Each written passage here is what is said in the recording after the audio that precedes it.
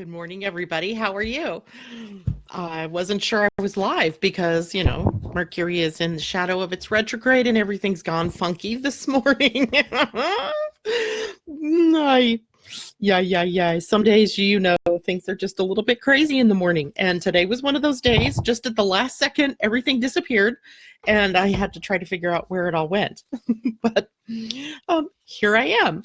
So, hello. Everybody, grab your coffee or your tea, sit back, and let's chat about the stars in the sky today and what is happening in astrology. I'm a little out of sync. I haven't been on air since last Friday, and so many different things going on in my life over the last few days. It's just like, oh, now where are you and what am I doing?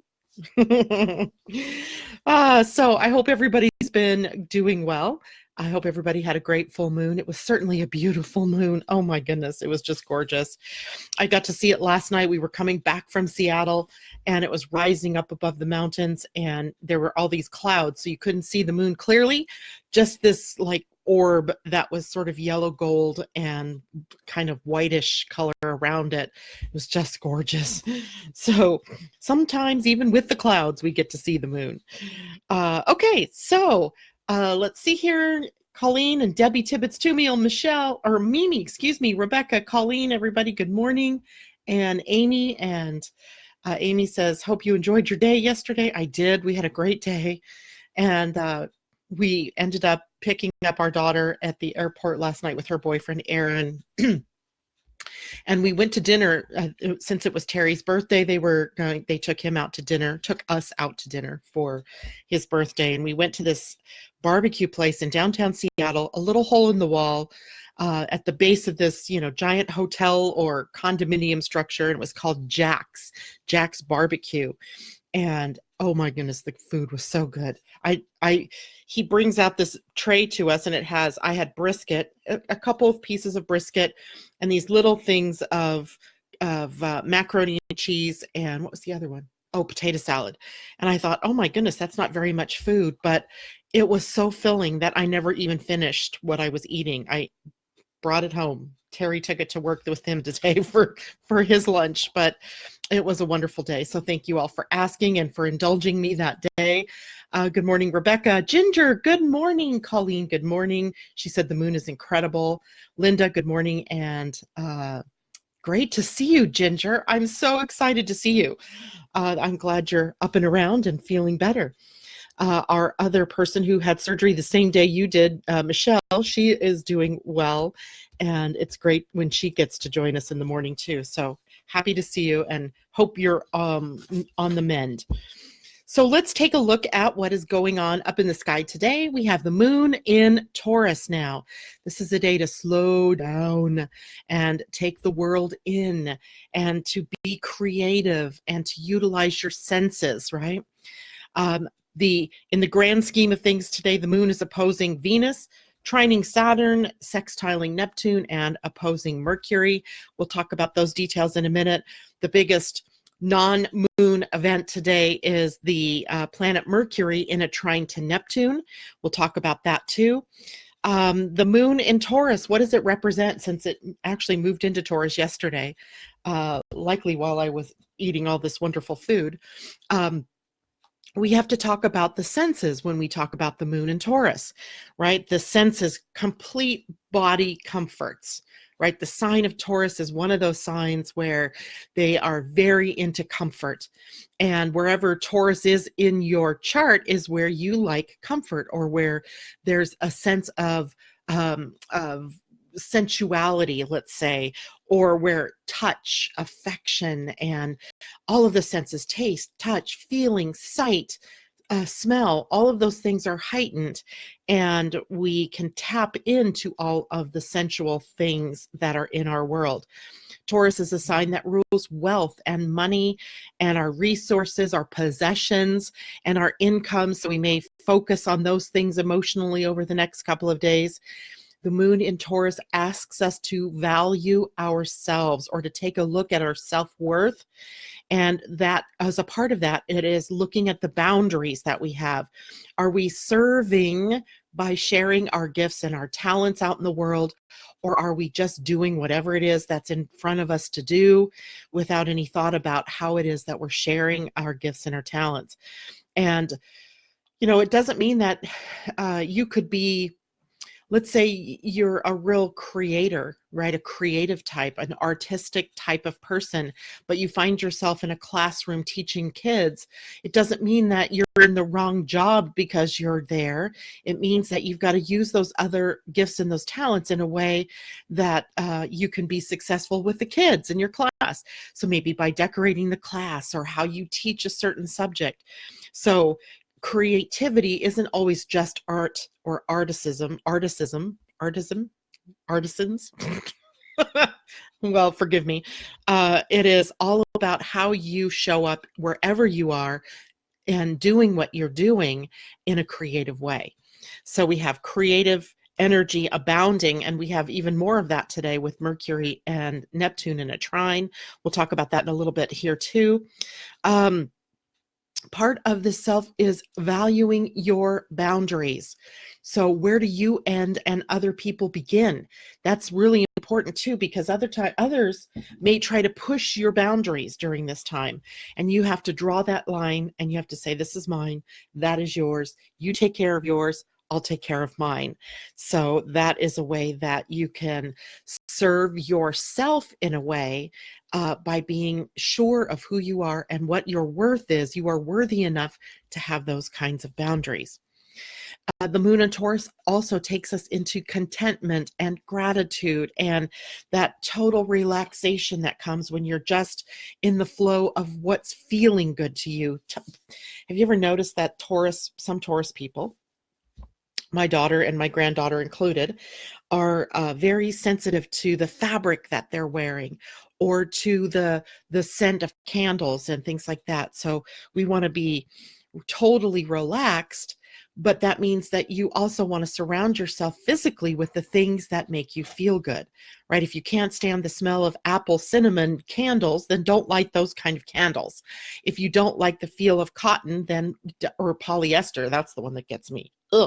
Then wear cotton or soft clothes, something comfortable.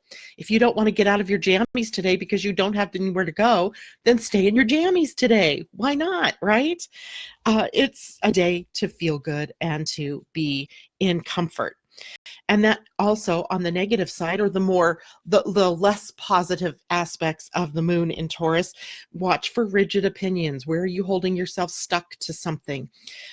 Where are you maybe being sluggish or lazy about doing things? Where are you stagnating, right? Sometimes that's what we're faced with the moon in Taurus, are those places where we haven't been so good about, getting things done. We've got down a wrong road or in the wrong direction, or we've been holding ourselves to these rigid opinions that holds no space to hear what others are saying, or to see even what others might be thinking about what they believe to be correct, or what their opinions are. Remember, opinions are not meant to be shared unless you are invited to share them, right? That's the rule with the throat center in your human design, and the gate of opinion sits on the ajna. There's only awareness here of what those opinions are. There's no truth. There's no truth there. Certainty, perhaps, in what you believe to be true. But just because you believe it to be true doesn't make it true. So we have to watch during this time that our opinions don't get spilled out there in a way that's too rigid. Okay. What else do we have today? I think that's about it for the moon in Taurus. Let's take a look at the connections that the moon is making today. The first one, opposing Venus. Venus is the ruler of Taurus. So we have, usually oppositions are pulling us in two different directions, right? So the planet Venus in Scorpio pulling us in one direction, while the moon in Taurus pulling us in the opposite direction, right? Taurus and Scorpio are opposing signs, but they're also related in that way, right? So Taurus is about the physical comforts perhaps, or the physical world and the physical aspects of your life, the material aspects of your life, while Scorpio as a water sign takes up the more emotional or intuitive parts of your life. So it's interesting today as we see these two in oppositions to one another. We're also in a space where, in order um, to be intuitive and to be creative, we definitely need to slow things down in order to be able to take in the information that's around us. The world, gets so fast, right? And you get hurried. You're moving from one thing to another, from one appointment to another, one place to another, one activity to another. Today's a day to slow down in order to be able to see or feel or hear or intuit much more deeply what is going on around you. And then with the moon in a trine to Saturn, that's a nice ease and flow of this energy. This is earth energy, moon in Taurus, Saturn in Capricorn. So what would be the practical thing for you to do today? Listening deep to what is the truth about what goes next or what happens next. The moon in a sextile to Neptune at the same time that Mercury is in a trine to Neptune says we are very much tapped in today. So if you feel, sense, hear, intuit that you need to do something or turn right instead of left, listen. If your body or your inner wisdom is telling you to slow down and take a rest day, be okay to do that, because your sense of intuition and your sense of what the body is telling you are heightened today. So very much something that we have to pay attention to. And of course, the moon is also opposing Mercury, which is in the trine to Neptune. So we're sort of kind of aligning, you could say, your mind and your intuition, right? So they're working in tandem today, not against each other. So, be willing to very much listen to what's going on in your body and in your beingness today. There's a long void of course moon coming up. This won't actually start until tomorrow morning at 1:37 a.m. my time. So 4:37 a.m. for you all on the East Coast. But it lasts until 7:30 p.m. my time, 10:30 p.m. your time tomorrow as well. So I'm just giving you the forewarning that literally the entire day tomorrow is with the moon in void. And it appears that the last contact that the moon is going to make before it goes into the void is the opposition with Mercury. So we may find an extended period of time where our mind is generating thoughts that then trigger us emotionally. So we may have that extended period of time where really the only true place to go for real information is your intuition, because your emotions may be triggering by the thoughts and your thoughts are being triggered by the emotions. It may be hard to hear what's the truth in that field. So you kind of got to center yourself and go from deep within.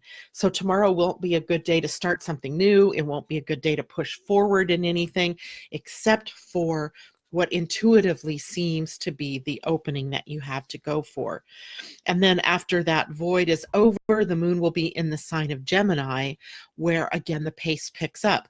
And I was thinking about this morning and wondered if you guys recognize this in-breath and out-breath that happens as the moon moves through each of these signs.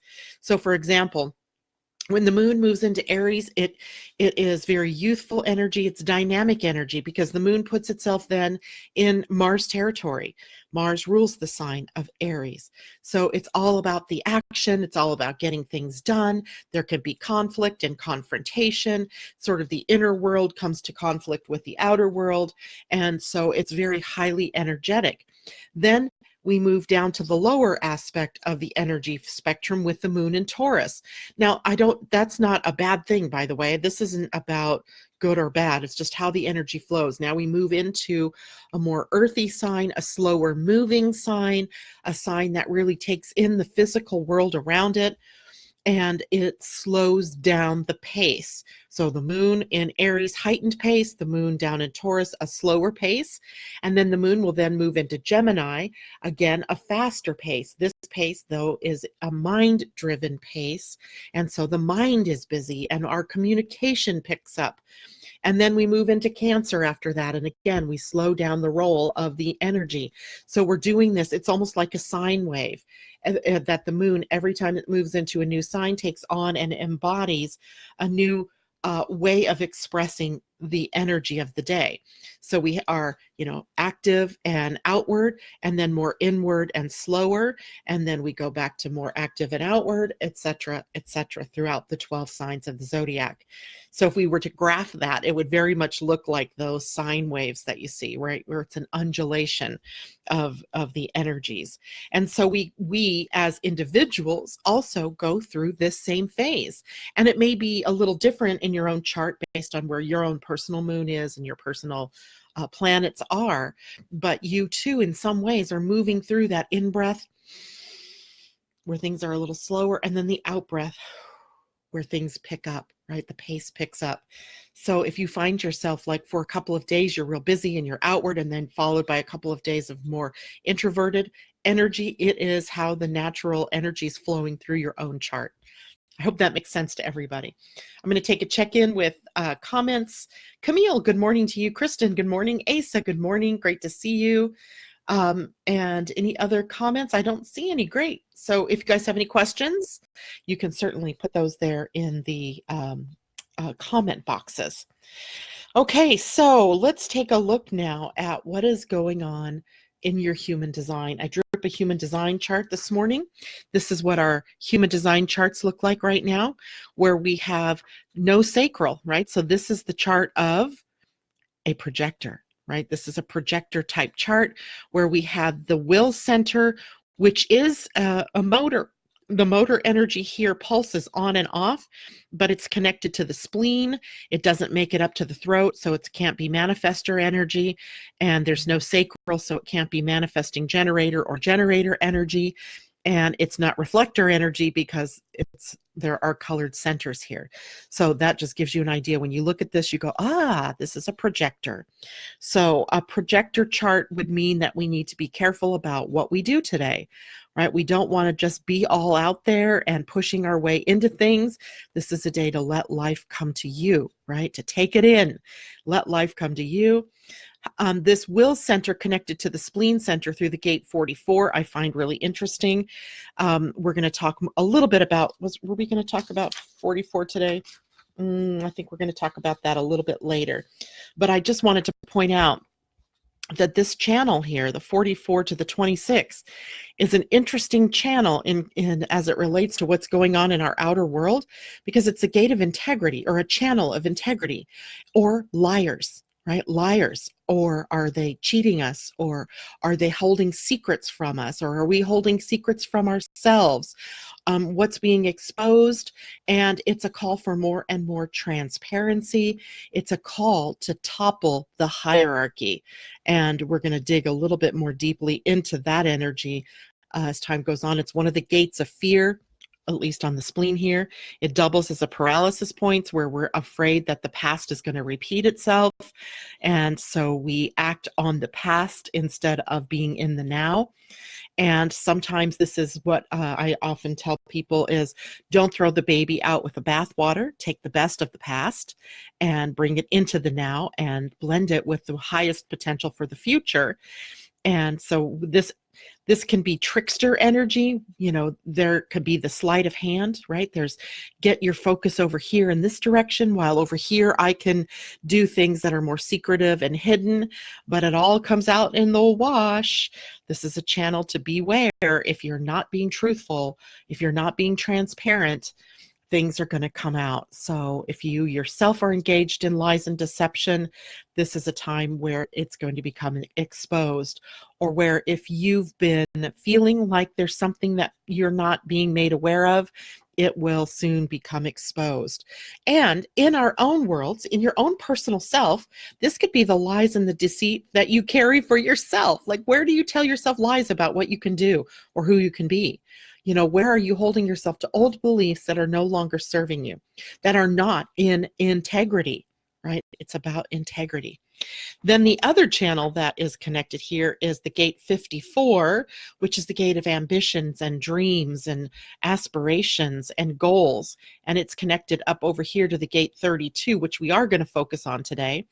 And the gate 32 is a gate of the fear of failure, right? So it sees this energy of the goals and the dreams coming through to success and or failure, right? So this is a workaholic sort of energy, because this energy here on the root center, remember, is the energy of endurance. It is the staying power. It is what grounds us to the earth and keeps us moving forward, even in the face of adversity. So sometimes this energy can be linked up here in a way that creates workaholicism. And if this is not part of your natural energy and flow, you may suddenly find yourself working long hours at things. You have the endurance perhaps to do that, but it also says to watch for your own personal type and what is your strategy so that you're not holding on to something too long. The gate 32 fears that it will fail in its job or in reaching its goals. But sometimes I think, or I wonder, if that really isn't the fear of success more than the fear of failure, right? We're fearing what comes next. If all my dreams come true, what comes after that? And if I succeed beyond my wildest dreams, what comes next? Will I ever be able to match that? Right? Will I ever be able to do that? You see this kind of struggle that happens in children who become child stars, right? And then they reach their teens and they're no longer that little kid that was in that show. And now they begin to add the fact that the public isn't focused on them anymore with the regular teenage angst, and they fall into that trap of drugs or alcohol or depression, etc. So I'm not saying that this is a recipe for drugs and alcohol use or depression, but it can be that, all my dreams have come true and now what? And then for that short time, I don't know what. And I begin to fill that void with the things that maybe don't really support me. Now, if we look at this particular stream from a different point of view, from a circuitry point of view, some of you who are in my coaching program, and you're on circuitry right now, this would be a spot that you might recognize because it's part of the ego circuit in the tribal energies.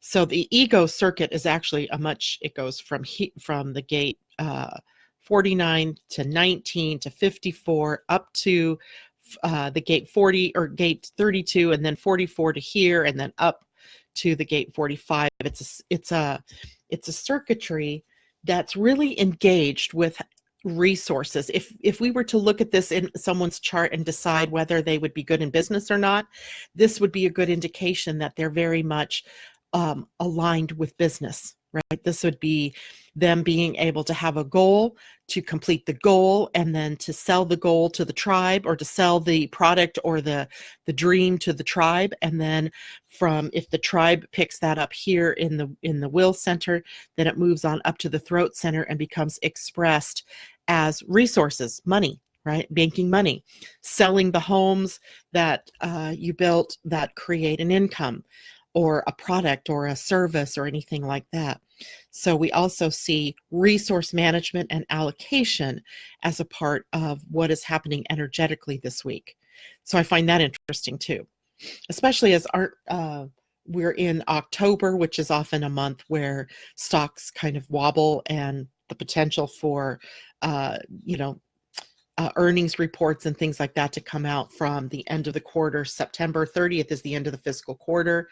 And so now everybody's results are coming in. If the results were less than what they expected, then we may see a negative reflection on the stock market. If they were, doing better than projected, then it has a bump up in the stock market. So interesting to see it modeled to us here in our human design. Okay, so let's take a look a little bit deeper. Any questions about that, anybody? Good morning, Catherine and Susan. Great to see you ladies out there. Okay, so if you do have questions, go ahead and type them in there and I'll address that again. Now I want to take a look at By the way, it's Venus that is sitting at the gate 44 today, that gate 44 that was on the spleen. And Venus rules resources, right? She's the ruling planet for all of the resources, money and possessions, etc.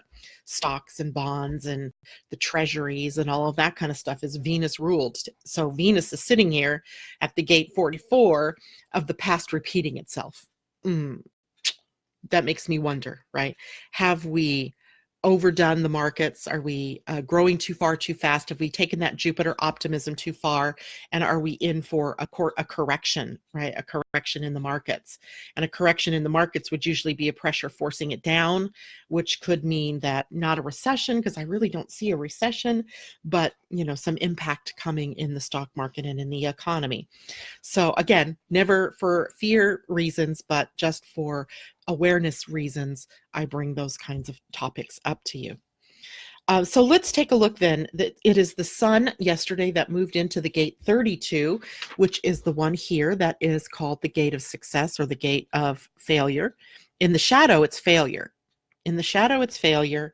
In the gift, it's preservation. And in the highest expression, it's veneration. So we get some new words to play with here. Preservation. I mean, sometimes I think preservation isn't necessarily the most positive of words, but it's in the gift. So it must be something really good for us to look at. So I think, again, let's take another look, if you will, at what fear is, right? We had this discussion a week or so ago as we started really dealing with the energies of fear.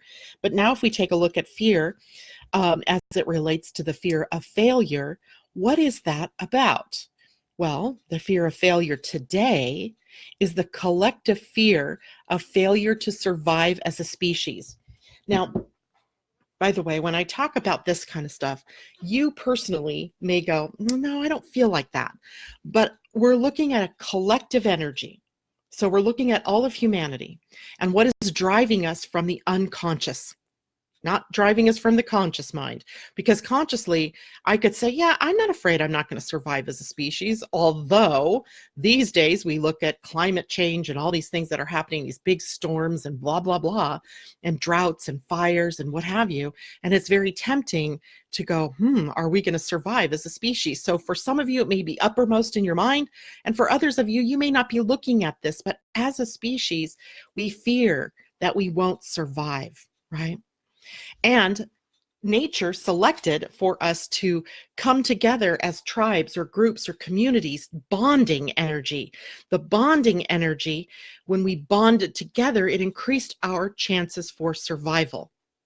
So notice when we have mass shootings and we have people out there that do things that harm a lot of people, one of the common denominators, besides maybe the idea of being mentally ill, is the idea that they've been sort of lone wolves, right? That they've been sort of isolated, whether they did that on their own or whether because they were different from everyone around them, they got sort of bullied or isolated away from the group. And what is the impact of that isolation, right? The more isolation energy comes up, the more that person or we as a collective even are fearing death, or we bring about death. Now, there's also the fear that the tribe, originally this fear, where this fear arose from, was about the tribe, right? The family or the community dying off, a loss of genetic heritage. So there's this biological imperative that we had, a fear that would cause us to go out into the world as opposed to staying isolated, that would cause us to go in bond. For women, the ancient fear was of not giving birth and or finding a mate. Or let's say it was the fear of not finding a mate and then not being able to give birth, becoming a mother.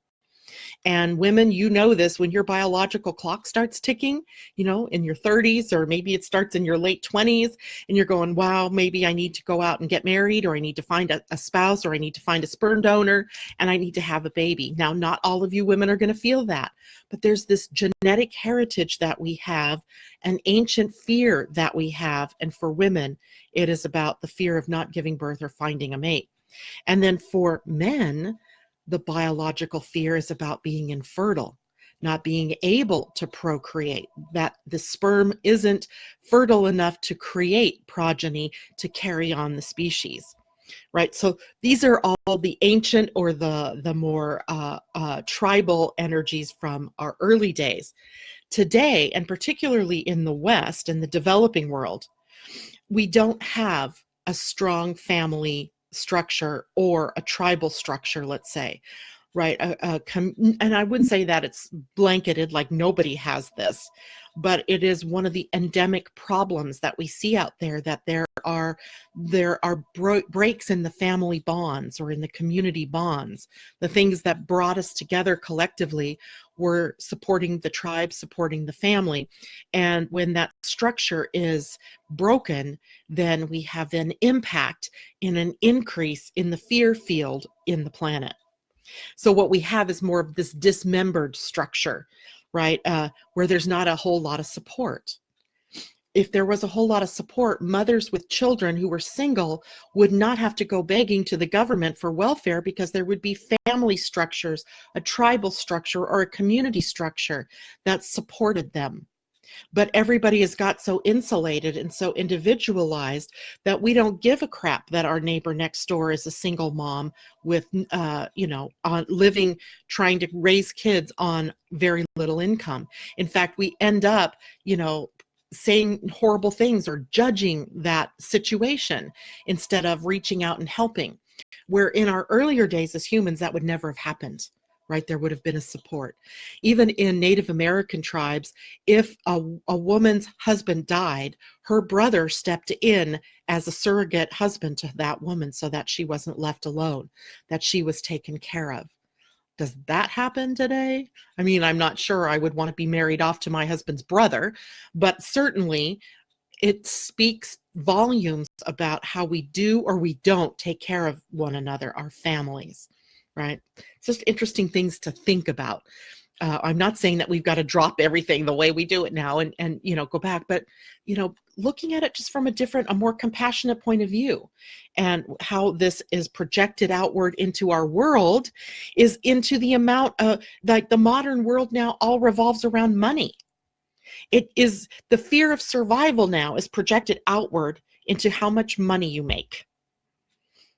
The fear of failure lies within your body, linked to how much money you have or how much money you can earn, right? That's the message that we all receive from the time we're, knee high. We're being groomed to go to college or to go out there and get a job, to work for money, not for love, not for anything else, but money to support your family. And somehow you're a failure if you are at the lower earning spectrum, right? If you're at the lower end of the spectrum of making money, etc. Right? So this shadow is driving our modern world, and it keeps us operating at that lower frequency of fear. It keeps us in that shadow level in the gene keys, if you will, right? The gene keys are shadow, gift, and siddhi, right? The highest expression. Well, all of these fears of survival, our dependence on money to prove that we can be independent or that we could be productive, keeps us living in this shadow. And it gives rise to us as individuals competing for resources instead of coming together and pooling our resources. And I can hear some of you out there already. You're talking socialism. I just want to roll my eye. I roll. Human beings are social beings. Social beings take care of one another, right? We do the good for all, right? And we take care of our weakest links, and we don't let the strongest links run away with all of the resources, do we? That doesn't even make sense in a survival sense. Yet it's exactly what's going on here on this planet. Fear and competition are holding us to the fear of survival, and that all my toys are going to be taken away from me by the government, by the Democrats, by whomever, and I'm going to have to give away my guns. And it's all based in fear. There's no truth to it. There's all just this fear field.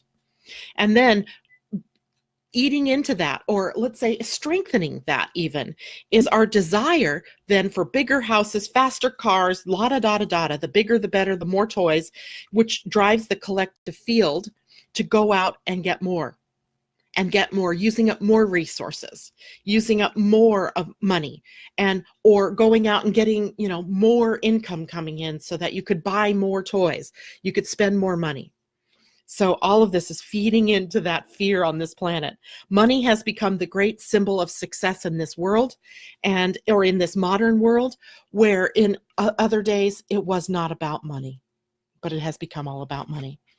When you have the thought process in our psychology, in the fear field, is that the higher the bank balance, the less there's the fear of failure. But it isn't true, right? It isn't true. Failure in this particular gate, this gate 32, really means one thing, and that's isolation. We've isolated ourselves from one another. We've isolated ourselves from Mother Earth. We've isolated ourselves from the good of being in the tribe or the community or a part of a family. And that forms the basis of what it is that's happening in the fear field of the planet. Now, the fear of failure has two expressions. One would be the repressed, like all the gene keys, right? They express in the repressed form, or they express in the more reactive form.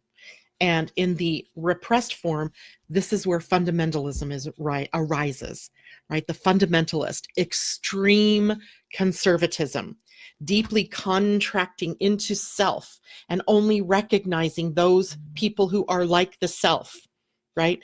And it manifests in a repressive and fearful nature, the fear of other, right? The fear of other religions, of other governments, of other people or other communities, other tribes, other types of people, right? And they end up choking themselves literally, physically, emotionally, financially in that isolation, in that bringing themselves inward. That isolation into these tight cult-like groups or communities is creating paranoia of the other. And that's the more repressed version, right? So fundamentalism, the repressed version. The more reactive is disjointedness. Say that 10 times fast. This is anger at having nothing to support you. It's that person that says, I only have me that I can count on because no one else is there for me. They can be driven to self-destructive patterns then, because they don't have anybody else but them. There's no one else that they feel they can talk to talk them off the roof or off the edge when they get there, right? They're so isolated. They lose touch with the flow of community, of family, and or of, the how together we can do more than when we are separate. They cut themselves off from their families or their communities or their source or God even, right? They cut themselves off. And then they begin to make decisions without following the flow of energy on the planet. They cut themselves off further from being in the real world or looking at things in a different perspective. They lose themselves in that disjointed view of the world. Now the gift. And I may go in deeper to the gift. What time is it here today? The gift is about preservation. This is seeing beyond fear-based thinking.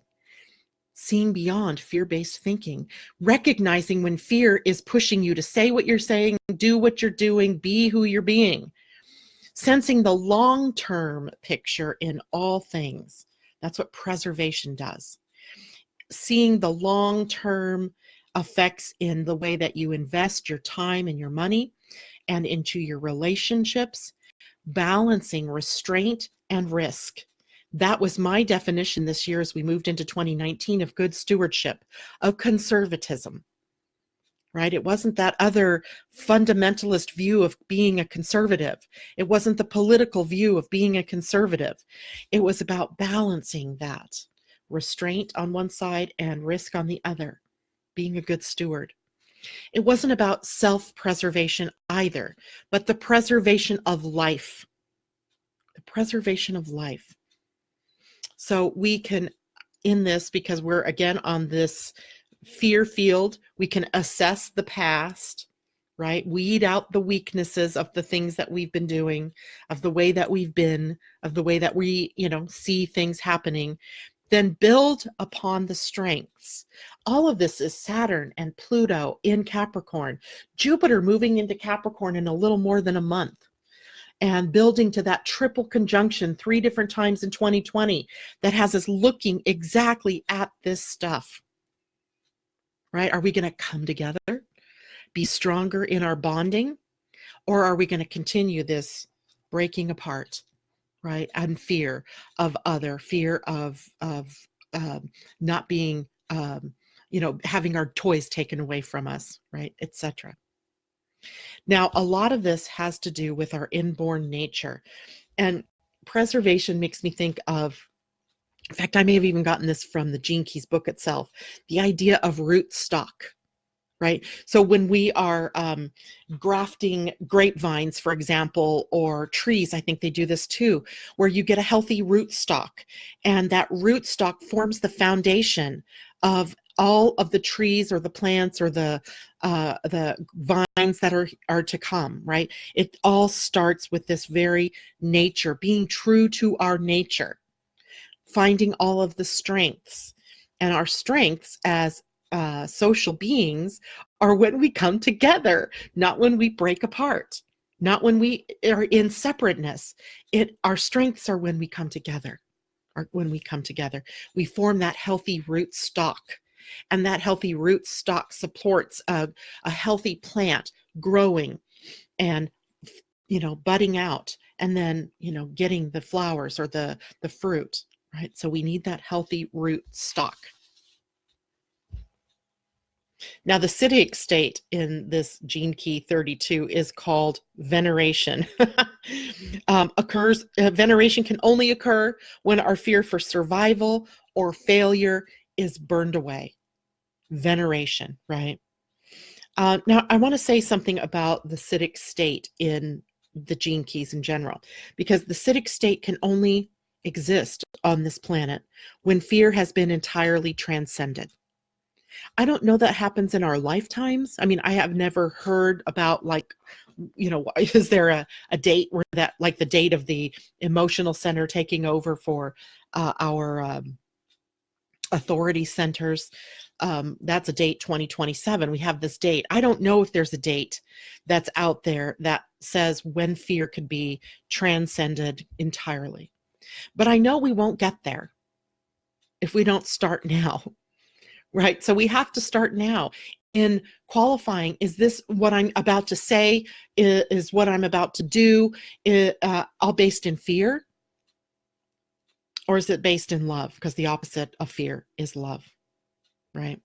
And then in the gift sequence is the negative patterns like anger and fear are transformed into a positive force, a beneficial force. We can do that. We could do that right now. Right? We could take the fear of whatever it is that you happen to be, whatever you think you're going to fail at, and you can use that for the juice to put you in the right frame of mind that says it's not about success or failure. It's really about the journey. And am I enjoying the journey? Am I loving? Am I giving? Am I utilizing my gifts and talents out there in the world as a way to support the world, as a way to raise the energy or the frequency of the people around me, of the world around me? Simply by raising that frequency to the gift level, we put ourselves into the service of the whole. Right? I'm not saying that you all have to go out there and be so concerned about everybody else that you drop everything about you and go out and help everyone else. But I am saying that when you do put your gifts and your talents and your work out there, you're putting it out there as a service to the whole. Right? So that's what you need to do. Put your work out there. Get yourselves out there in whatever way it is that you personally have your natural gifts and talents and sharing. So all of the 64 gene keys, or human design gates, if you want to look at it that way, outline a process of fear, the shadow energies or anger, progressively transforming by being put to good use in the service of the world or of the whole. So it is by our good works, by our good beingness, that we transform the fear and the anger on the planet into the gift level. It's very simple, it seems to me. Hard to remember in the moment when you're angry or triggered about something going on in your life, or something that you've been trying to do that you seem to be failing at, or you're not getting what you want and that kind of thing, or in the face of the bigger, world things that are going on, climate change, etc., or when, there's this rancorous energy that's out there. But we can do this, right? Service, which I always seem to have a problem with that word, but it's an expression of love.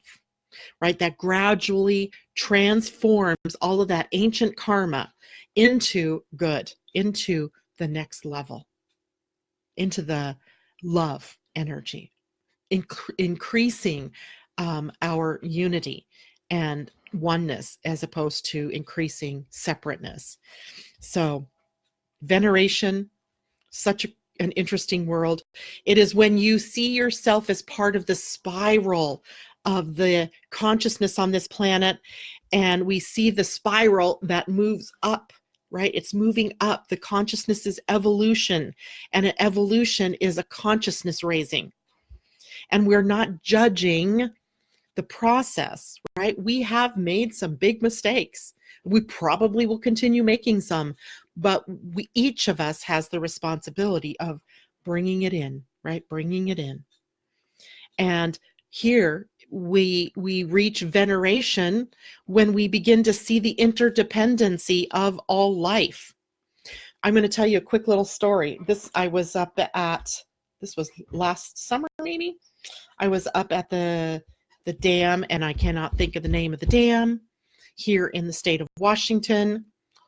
Oh Lord, I cannot believe I can't remember the name of that dam. Somebody who might live here in Washington, what's the name of the big dam in eastern Washington? But anyway, I was up there at the dam. It dammed up the Columbia River, way upriver. When they did that, I think this was done in the 30s or 40s, and they weren't as conscious of how we affected the ecology of the planet. They dammed up before they dammed that river, they would get 90-pound salmon out of that river. And it was a particular breed of salmon. When they dammed up that river, that species died, and nobody understood why. Well, finally they discover that the 90-pound salmon that they would find in the lower Columbia spawned in the upper Columbia, and now they couldn't get there. So they couldn't go to their spawning grounds. So therefore they didn't spawn. They didn't lay eggs. So there were no more.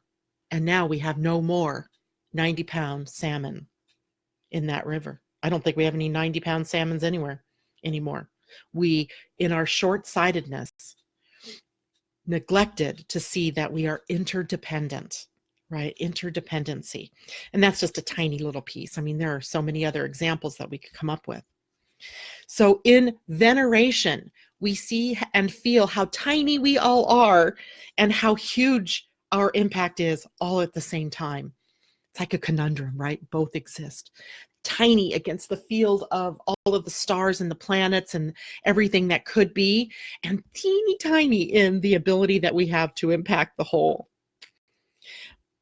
Veneration occurs when there is no more separation, that there's only one light focused through spirit in each of us, and that we then have a reverence for life, all life, not just my skin color, my gender, or my sexual orientation, or my religion, or my country of origin, but all life, or whether I'm four-legged or two-legged, or whether I crawl on the ground, or whether I'm a plant or a tree. We have reverence felt for all of life. That's when we will see veneration occur, the acidic state. So it's a big job. It's a big job, and it all begins here in the moment that you surmount the fear of failure, that you won't survive. and that you move when you have that feeling, instead of isolating yourself more, instead go where there are people, go find your family, phone a friend, right? Phone a friend that can bring you back into the pack, that can make you feel again like you do belong, that even though you may see things differently or you do things differently, you still belong, right? We need every one of us to understand that we belong. When we have that, then we start to choose things that benefit everyone and not just the rich or the billionaires or the corporations, right? Or specific nations. We start to make choices that affect us all in the positive way.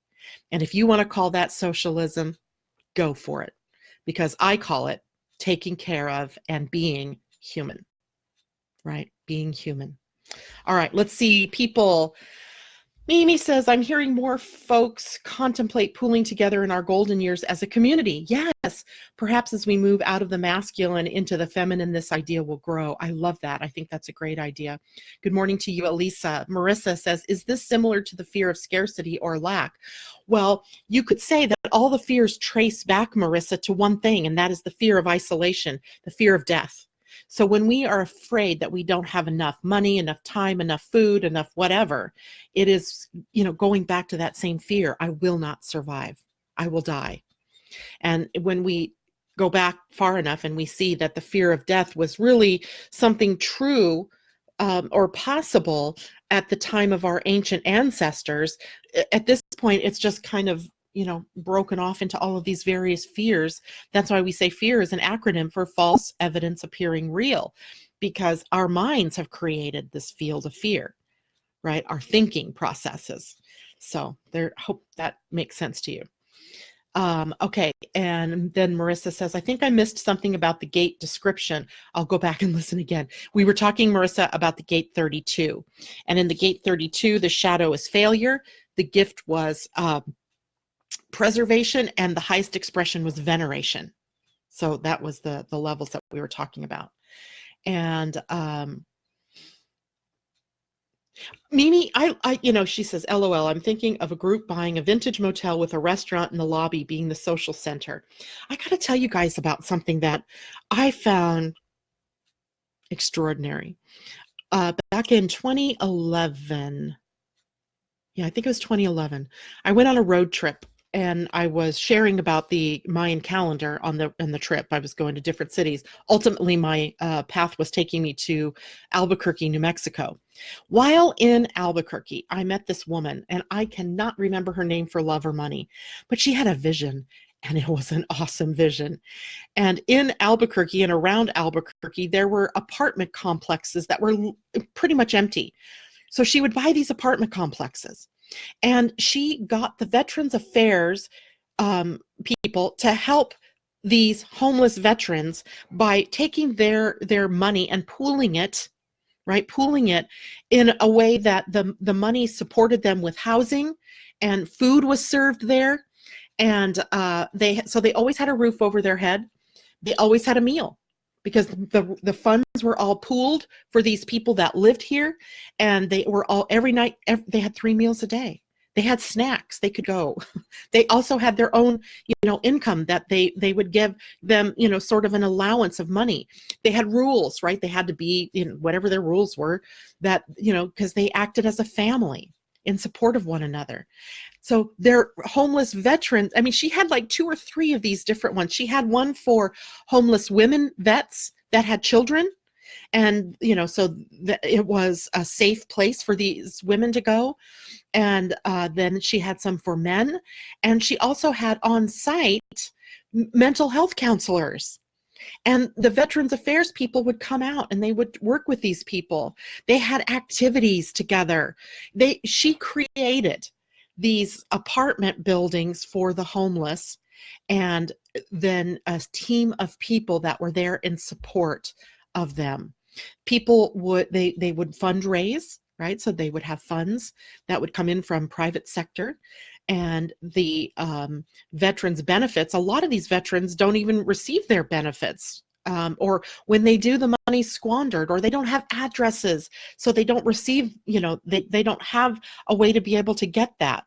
So she saw a need, she had the resources, she filled the need. And it was such a great story of coming together for the benefit of a community. It was it was just out there. And, yeah, there were problems. She had a lot of challenges to surmount in getting it done, in keeping it running, but it was amazing. It was just such an amazing thing. And I thought, wow, there are people out here who are doing things that other people only want to talk about problems. She heard the problem and she enacted a solution. She's not just back there yapping about, who needs to do this or what needs to happen. She actually took steps. It was amazing. It was an amazing, amazing thing to see. So the idea of buying a vintage motel that has a restaurant on it and allowing people, with limited incomes to move in, but always have a place to eat, have a roof over their head, have companionship, people to look out for them, is just amazing to me. And it is showing us how it is that humans bond, that we do better in a group, that we do better when we are not isolated. We live longer, we're healthier, right? When we have those kinds of bonds. Christine, good morning. She says she's a little late. Yep, these are hugely important things for us to. Cooley Dam, thank you, Lisa. Grand Cooley Dam. And it's a sight to behold, I'll tell you, but short-sighted on the part of the time they built this, and that salmon totally died off the planet.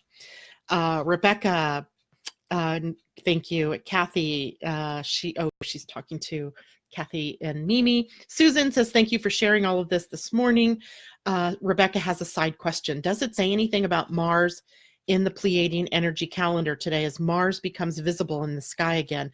No, Mars is not a planet. That was actually a part of the Pleiadian or the Mayan cosmology. Venus, yes, but not Mars. And that reminds me, we didn't talk about what the Pleiadian-Earth energy is today, but it's 10 feeling. 10 feeling. 10 is the universal energy of the day, and it's a day about manifesting. It's about manifesting what you're focused on. What is your mind and your heart focused on? Because that is what you are going to manifest. So if you're trying to get something, bigger in your life, or you need, to have something that, moves you forward, focus on the having it already and not on that I don't have this, because you're manifesting what you're focused on.